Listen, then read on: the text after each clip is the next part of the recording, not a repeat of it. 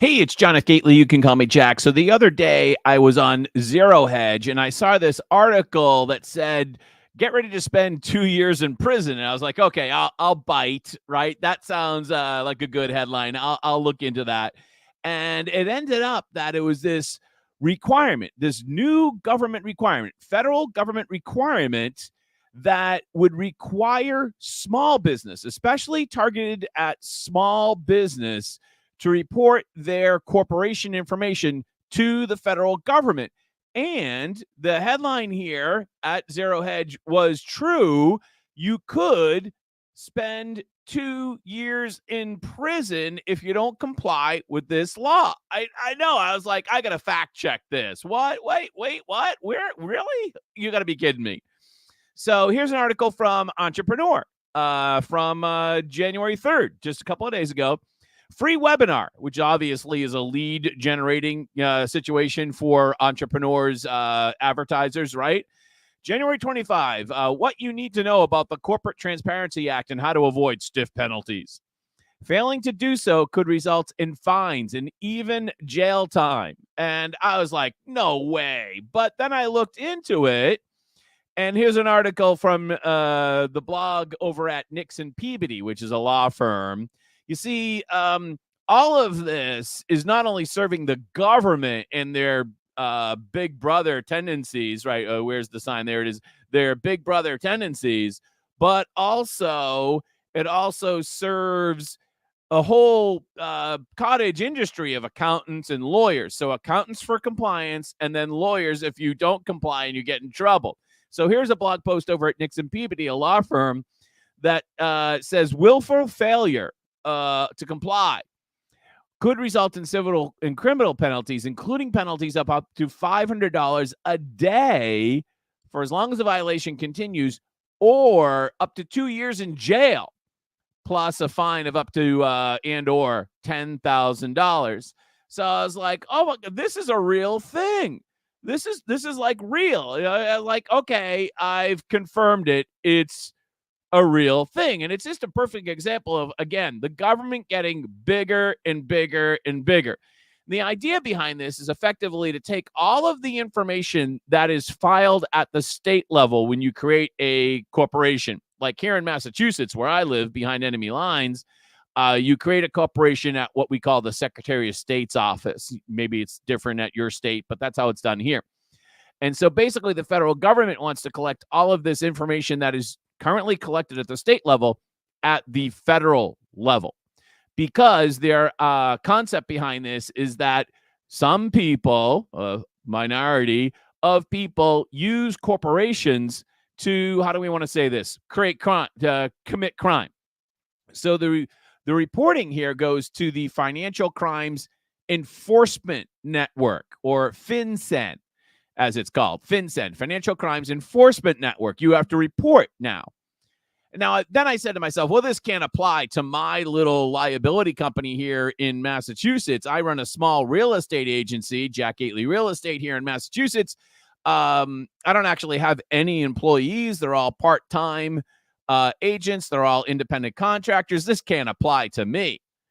No, actually, it's actually targeted at small business owners. So if you own a hardware store, or as in the Zero Hedge article, they mentioned a hot dog stand, or if you own a small little real estate agency, this is targeted at us, at small businesses, Big, huge corporations, writ large, they're exempt. They already have some type of reporting, most likely. What it really is to focus on small companies, to get them into the database so that they can crack down on money laundering, especially. And, it's all part of a larger scheme for the government to have more control and more information, but to track anything that is used in a crime. The simple fact of the matter, people use iPhones to commit crime. People use Facebook to commit crime. People use cryptocurrency to commit crime. You can use a pickle to commit. You could commit a crime with almost any item and or entity, right? It's just ridiculous.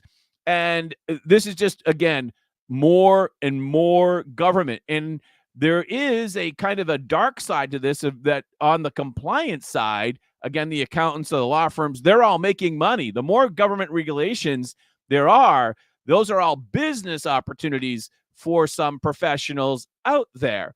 So I looked into it and I got over to the Financial Crimes Information Enforcement Network information page, because I wanted to find out if this really applied to me. So look at all the frequently asked question page is quite lengthy, as you can see. I mean, it's just, but let's go to C1.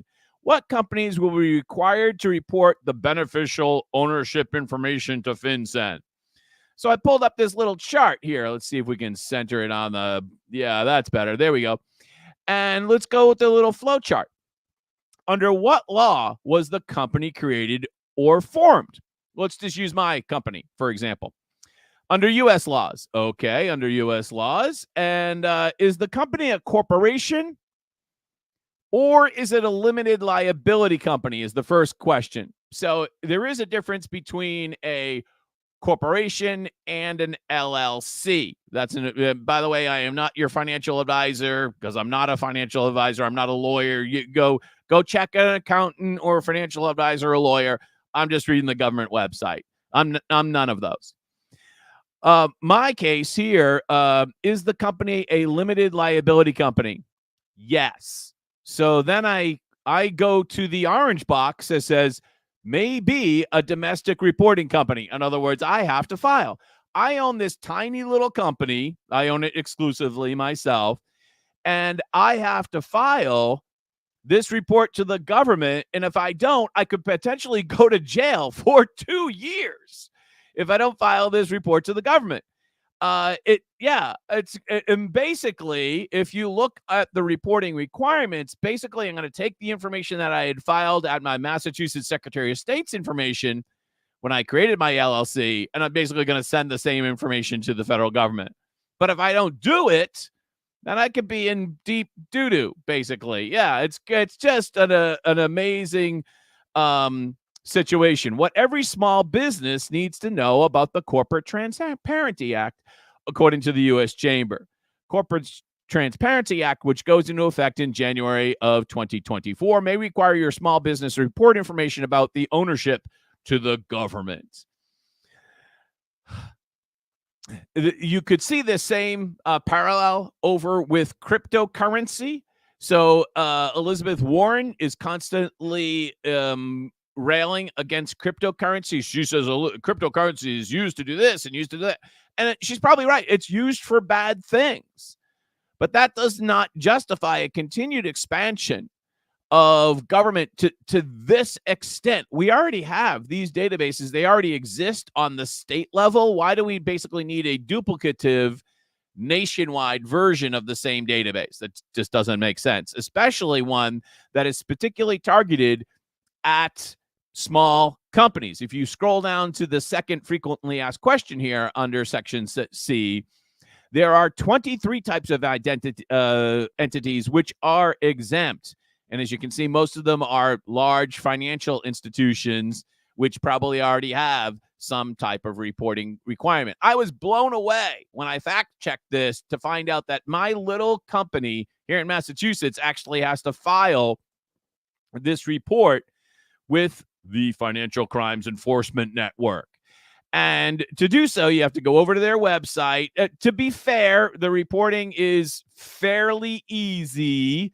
It doesn't cost anything, at least now. And you can just click, this button, file the BORI, and you can start that's the beneficial ownership information report. That's basically who owns the company. They want to know who owns your company. And it's probably a 5 or 10 minute process, as long as you have your taxpayer identification number or, the number that tracks your company, as long as you have some type of PNG or picture of your original document from your Secretary of State's office. That's what I was saying. Basically, you're taking your information from your Secretary of State's office, you're taking a screen capture of that, a photo, and uploading it to the federal government. It's just duplicative, incredibly duplicative, and very big brother.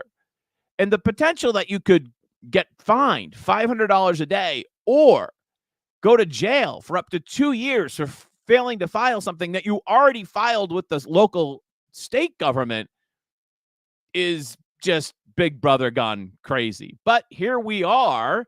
And again, according to that Zero Hedge article, even if you're owner of a hot dog stand, you have to do it. By the way, credit for the Zero Hedge article by Sovereign Man. I'm not familiar with Sovereign Man, Simon Black, but credit to him for writing this post over at Zero Hedge. So it never stops. The government never gets smaller.